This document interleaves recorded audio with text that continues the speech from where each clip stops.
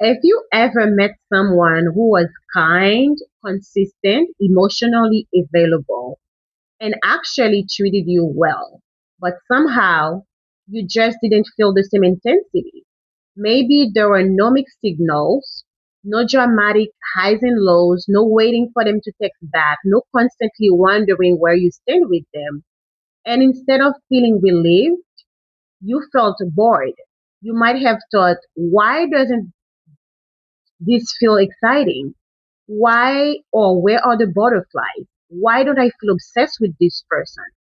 Maybe there's no chemistry, you think, but what if the relationship isn't boring? What if peace just feels unfamiliar? If you are used to relationships that feel chaotic, unpredictable, or emotionally intense, a healthy connection can sometimes feel strangely quiet. And today we are going to talk about why. Welcome back to Wise Hill. This channel is about understanding how difficult childhood and family experiences can shape the way we think, feel, respond, and connect, and how we can begin healing those patterns. Today's video is about something that can be incredibly confusing, which is why healthy relationships can sometimes feel boring after chaos. And I want to make something clear from the beginning. This does not mean that every calm relationship is healthy. It doesn't mean you should force yourself to stay with someone simply because they are nice or they are kind. And it doesn't mean that a lack of compatibility is secretly trauma. Sometimes two people simply aren't good for each other, or two people simply aren't a good match. But sometimes when your mind and body are used to intensity, emotional safety can feel unfamiliar enough to be mistaken for boredom. Let's talk about why. Your body may be used to intensity. If you spend a lot of time around unpredictability, your body may have learned to stay alert. Maybe you never knew what mood someone would be in today. Maybe affection could disappear. Maybe conflict could happen suddenly. Maybe you had to pay close attention to everyone's emotions. And over time, you may have become used to emotional intensity. So when you enter a relationship where someone is steady, your body doesn't have the same thing to react to, the same pressure. They don't disappear for days and suddenly come back. They don't make you guess whether they care about you. They don't create a crisis every week. They don't make you work constantly for reassurance. And without that emotional roller coaster, you may think something is missing. This relationship is boring. But sometimes what is missing is the chaos. And also, you may have learned that anxiety means like when you feel butterfly. You may have learned to call anxiety butterfly. Let's talk about butterfly. We often hear that butterflies are a sign of love. You meet someone, your heart races, you can't stop thinking about them, you feel nervous and excited. But sometimes it's worth becoming curious about what your body is actually experiencing. Are you excited or are you anxious? Do you feel energized because you genuinely enjoy being around them? Or do you feel activated because you don't know where you stand with them? There's a difference between I can't wait to see them and I'm terrified they won't choose me. There's a difference between excitement and constantly waiting for validation. When someone is inconsistent, your attention can become focused on getting the next moment of connection or the next high.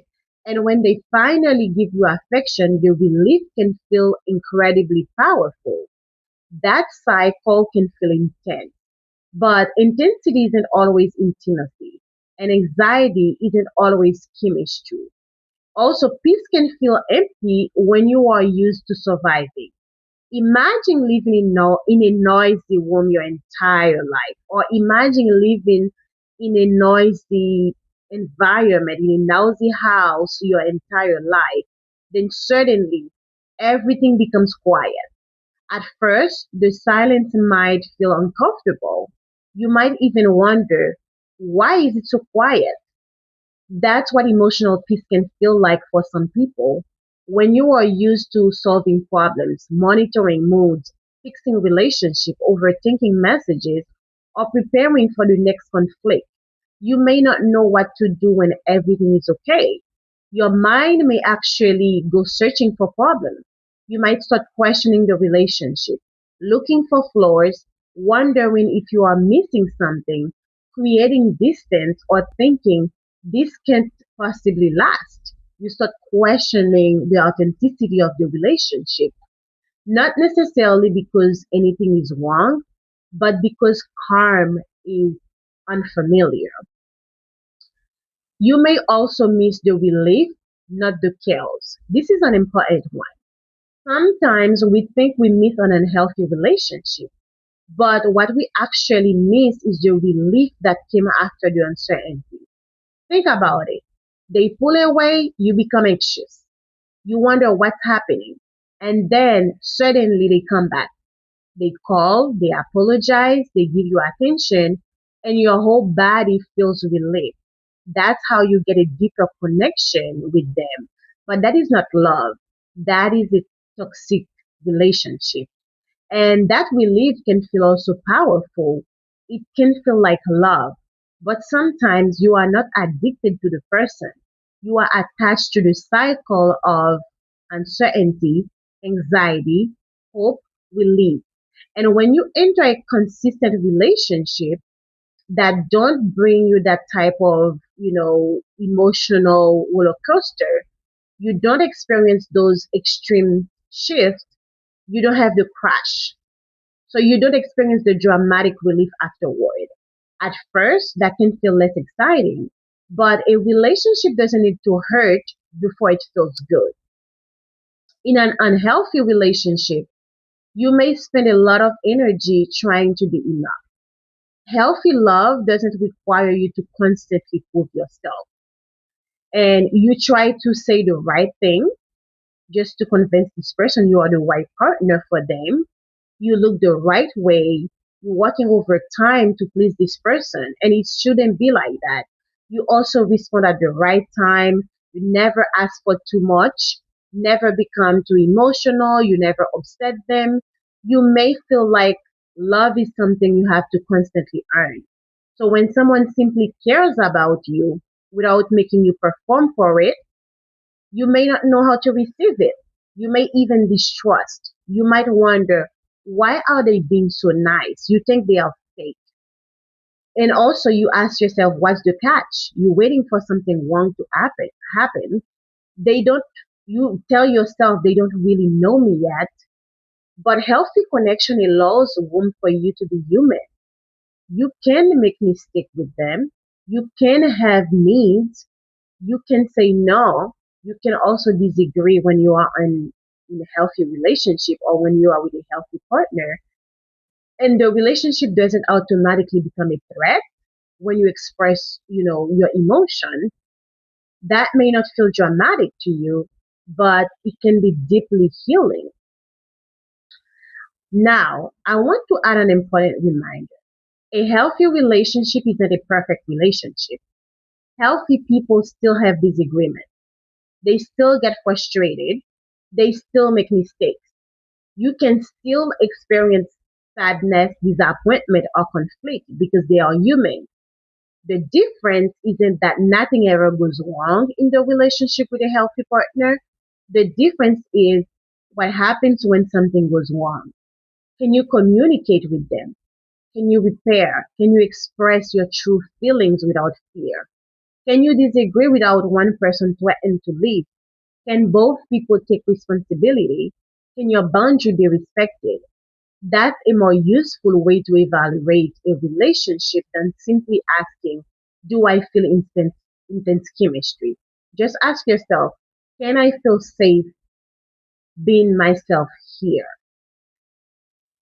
So, what do you do if you recognize yourself in this pattern? First, don't rush to decide that calm means boring. Give yourself time to experience consistency. Let the relationship develop. Notice how you feel over time, not just in moments of emotional intensity. Second, just pay attention to your body. Do you feel relaxed around them? Can you breathe freely around them? Can you express yourself, or are you constantly monitoring the relationship? Third, ask yourself, what are you actually missing? Do you miss the person, or do you miss the emotional intensity? Do you want connection, or do you want the feeling of finally being chosen after someone makes you feel rejected? And the fourth one is learn to tolerate peace. This may sound strange, but if chaos has been normal, peace can take practice. Allow yourself to experience a day where nothing goes wrong or nothing is wrong. Allow someone to be consistent without searching for the hiding problems. Allow yourself to receive love without immediately wondering when it will disappear. And finally, remember that you don't have to earn what is freely and consistently given. If healthy relationships have ever felt boring to you, don't shame yourself. It doesn't automatically mean something is wrong with you. Sometimes your idea of love was shaped by experiences that taught you to associate closeness with uncertainty, attention with relief, and intensity with connection. But you can learn something different. You can learn that calm and healthy doesn't mean empty. Consistency doesn't mean boring. And peace doesn't mean there's no passion. You can have excitement without fear of losing someone or fear of losing the connection. Also, connection without confusion. Allow yourself to feel a connection without confusion. Love also without constantly wondering if you are about to lose them. Because healthy love may not always make your heart race from anxiety. Sometimes it allows your heart to finally slow down. If this video resonated with you, subscribe to Rise Heal. Here, we explore childhood trauma, family patterns, relationships, people pleasing, boundaries, nervous system healing, and the journey from surviving to healing. I also want to ask you, have you ever mistaken peace for boredom in a relationship? You can simply comment, peace felt boring. If this is something you've experienced, remember, you don't need chaos to prove that a connection is real. You don't really need chaos to prove the relationship is real. I'll see you guys in the next video.